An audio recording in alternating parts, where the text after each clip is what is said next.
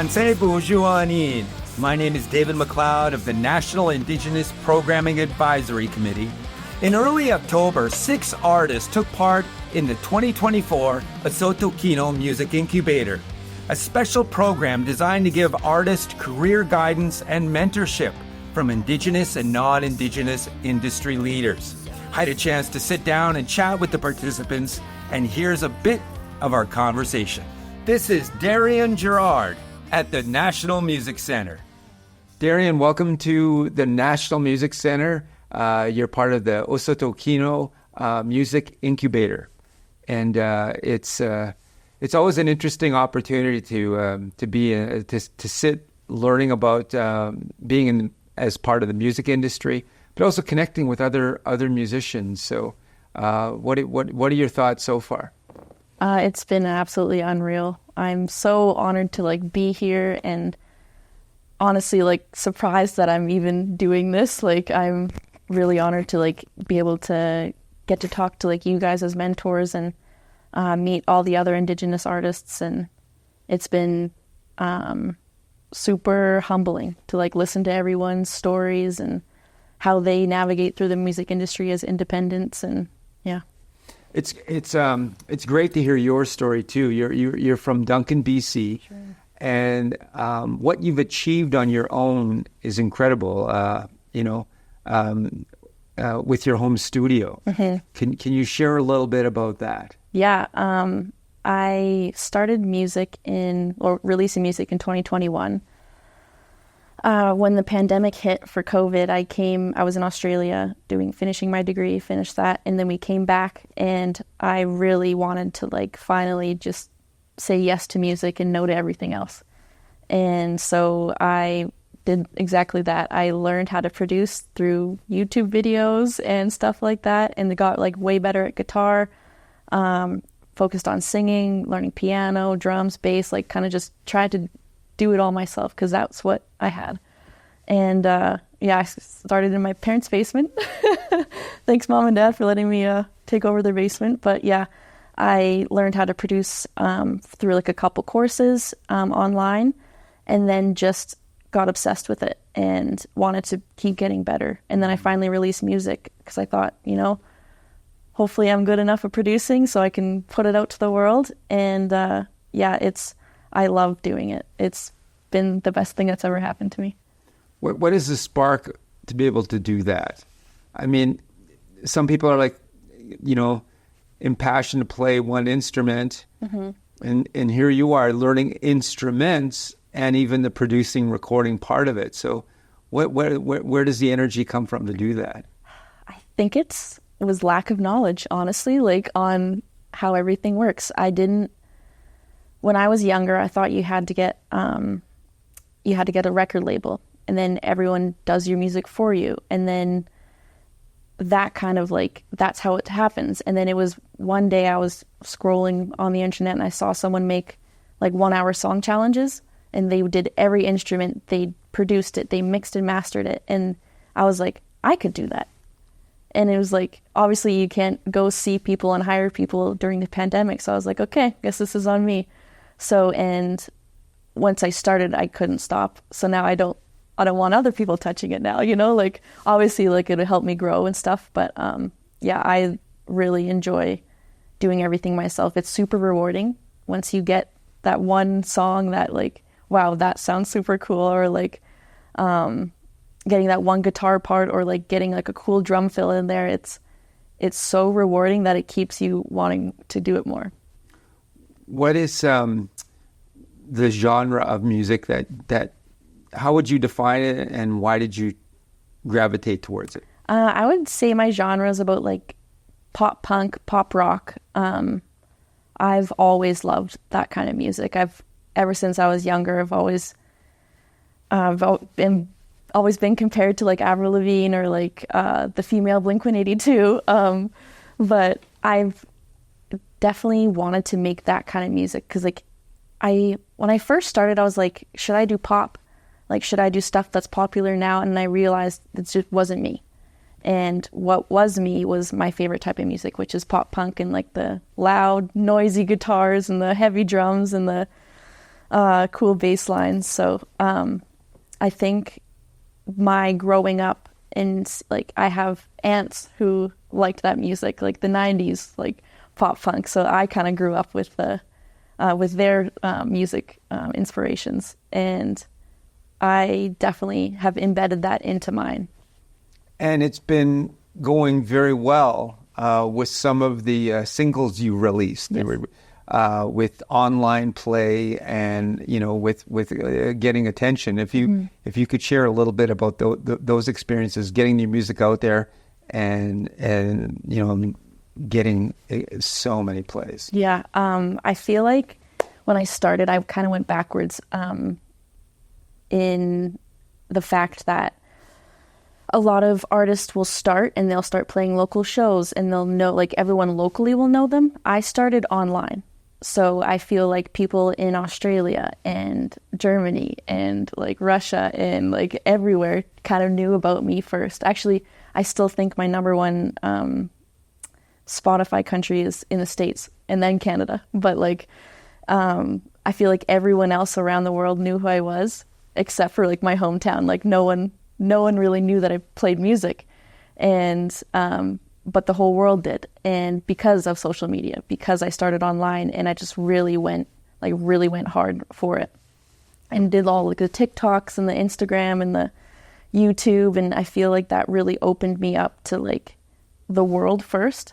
And then I had to figure out, how am I going to get the local people to know me?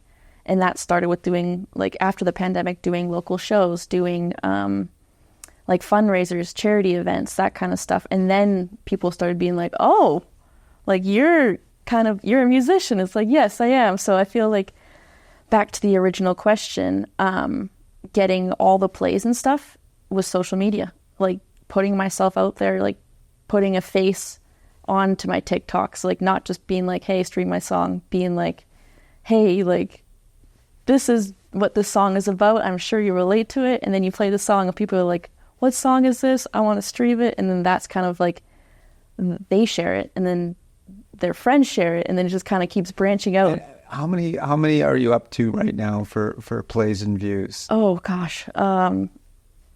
Total, I think I'm at 250,000 on Spotify. I haven't done the numbers in a while, but that's incredible. Yeah.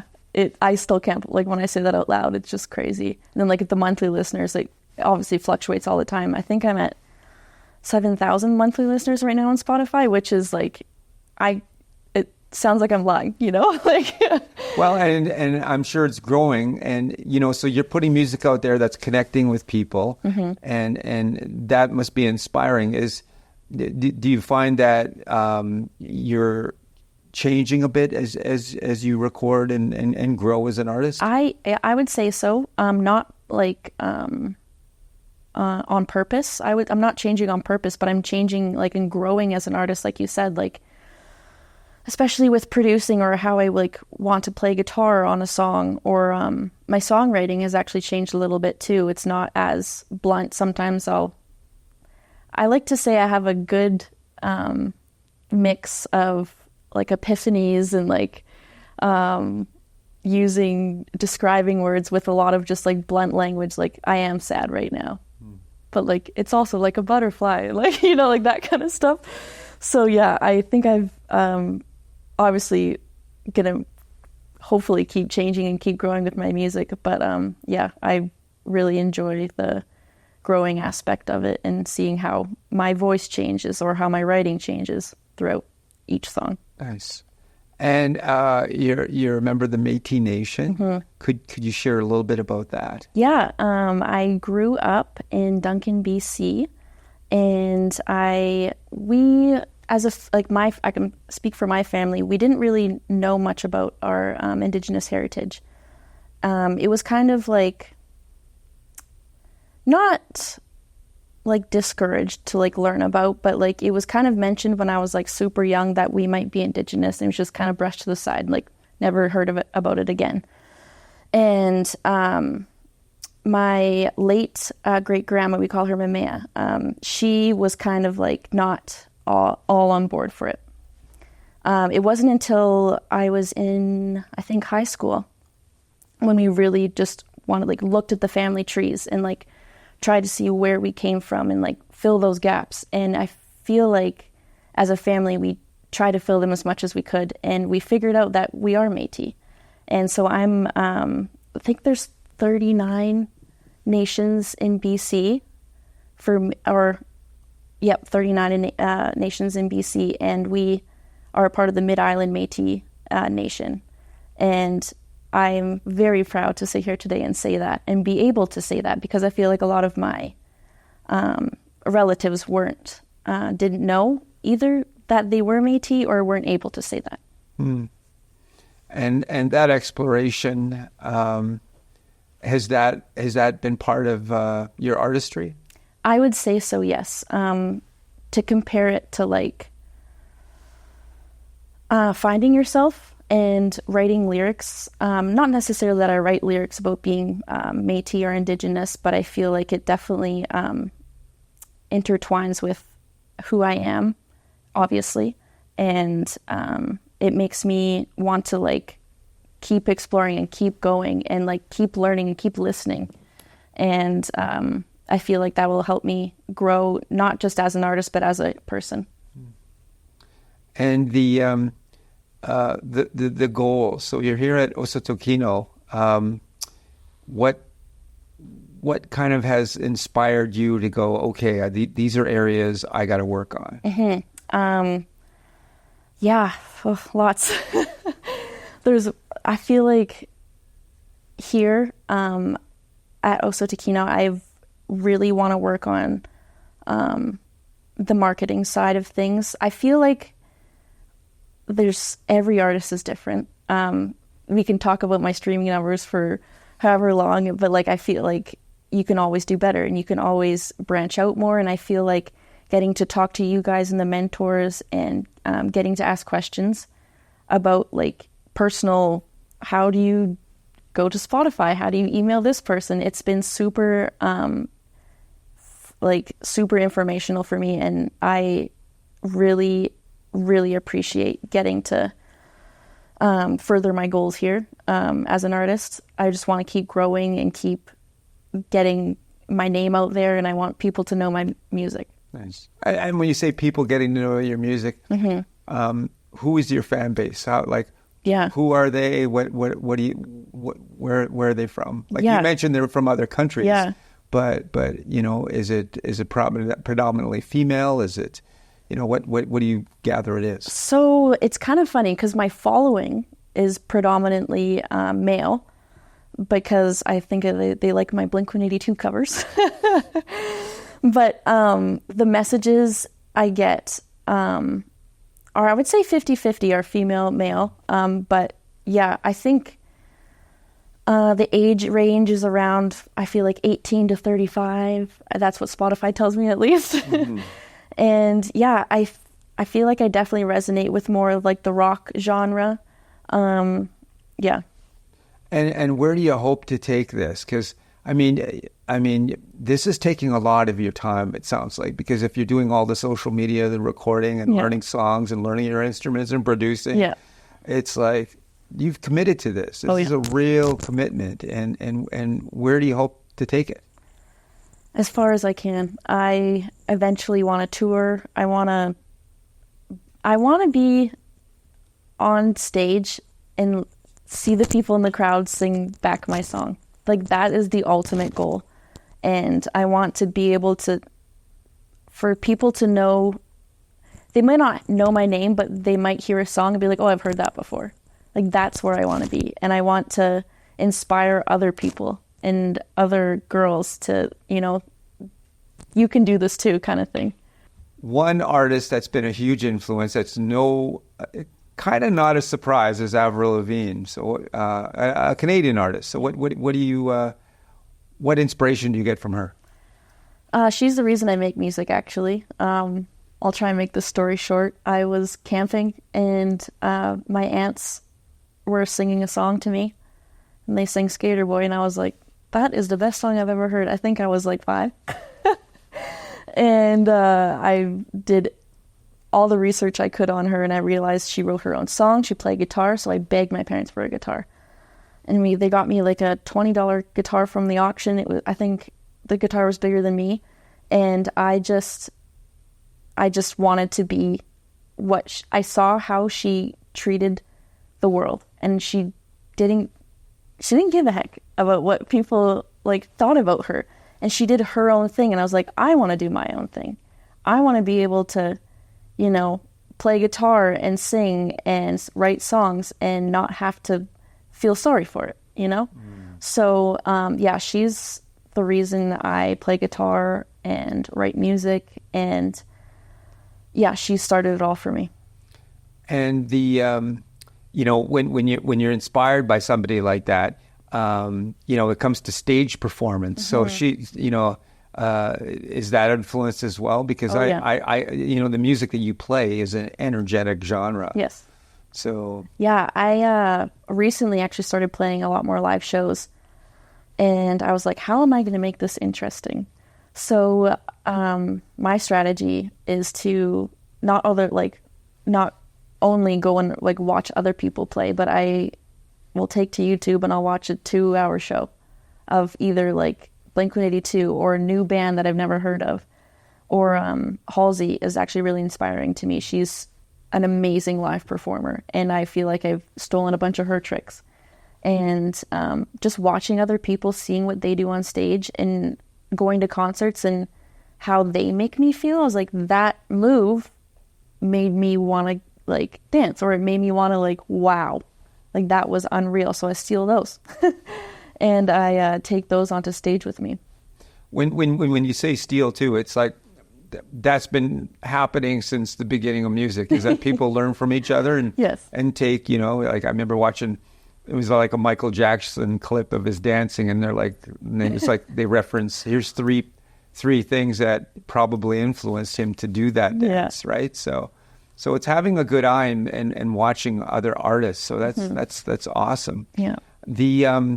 I just want to go back to your home studio a little bit. You have a name for that home studio, which wound up being the name of your album. Could you share about that? Yeah, it's called the Basement Stadium. It has the name came from obviously like the whole EP, and every song I created was in my parents' basement. So that's where the basement came out of. And I've always wanted to play live, and I couldn't.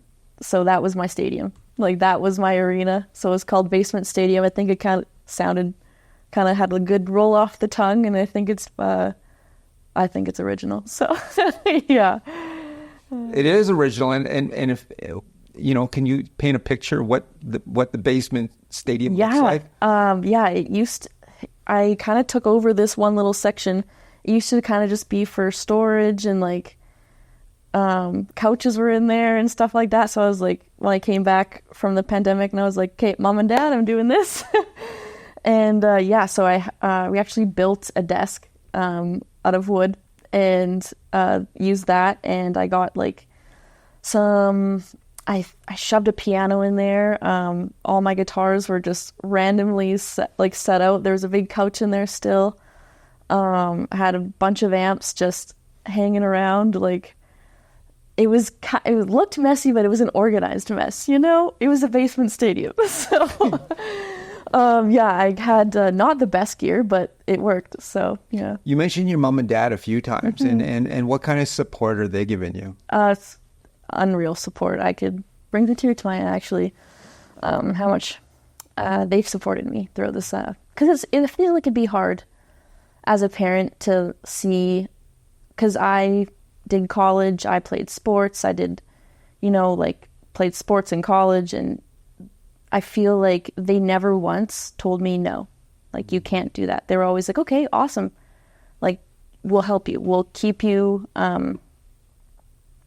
grounded in it all, and we'll also keep you like afloat, and we'll help you through whatever you want to do, whatever you desire. And I feel like that I'm very, very fortunate and lucky to have them as parents. Nice. Yeah. And the so the next project you have, what do you envision? I have a lot of visions. My next project is probably an album. It is going to be an album. I just don't know when I'm going to release it yet. and I have to figure out another cool name. But yeah, I'm going to release a bunch of singles, I think, and kind of release them into a bundle of a nice cohesive album. And I really want to keep performing and do festivals, and hopefully one day maybe even open up for a big artist and go on tour with them. Nice. Well, thank you so much for sharing, and we wish you all the best. I know it's exciting to see a young person rising up in the music industry and being so committed. So congrats on finding your passion and, and going for it. So. Thank you so much. That means the world. Thank you. Miigwech. Thank you.